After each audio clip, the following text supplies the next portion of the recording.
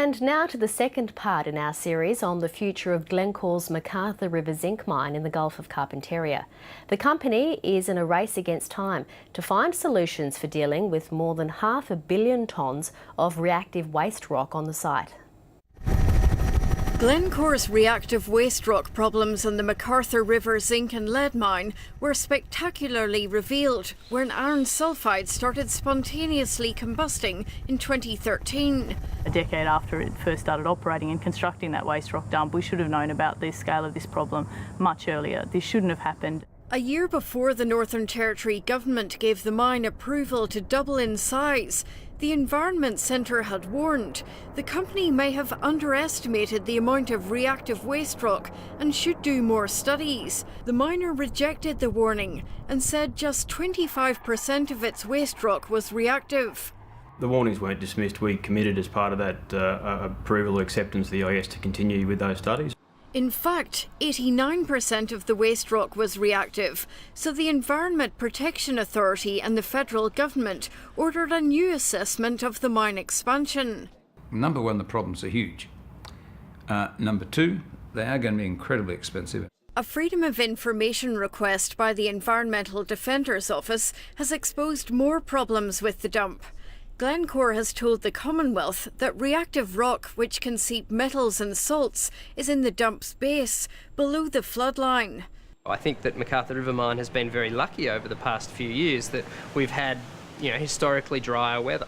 And a clay layer put in the base of the dump to stop acid seepage isn't up to doing the job. Sulphate from both the dump and tailings dam have been found in the McArthur River.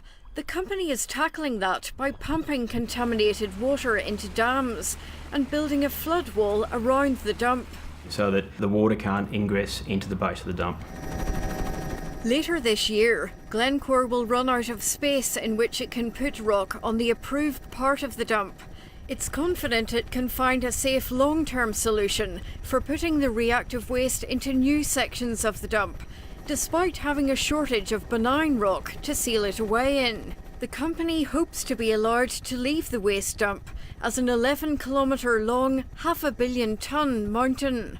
I'm very confident that we'll come up with a solution that's acceptable. Indigenous residents have commissioned engineers to draw up an alternative plan to close the mine. We don't want the mine anymore. And if the mine goes, we got no one there to clean all the mess up. We cannot leave tens to hundreds of millions of tonnes of sulphitic mine waste above ground and I think expect that it's going to be safe forever. The Chief Minister is confident the government is holding a big enough security bond against rehabilitation costs, no matter what happens. I'm comfortable that the increase gives us a greater level of capacity to be able to respond should there be end of mine closure. But the EPA hopes the miner will propose an acceptable plan. The issues are so large and so ongoing, we would rather have the mine there and solve them for us. Despite that, the EPA chairman has promised to assess Glencore's proposal for managing the reactive waste rock independently and on its merits when it's submitted at the end of this year. Jane Bardon, ABC News.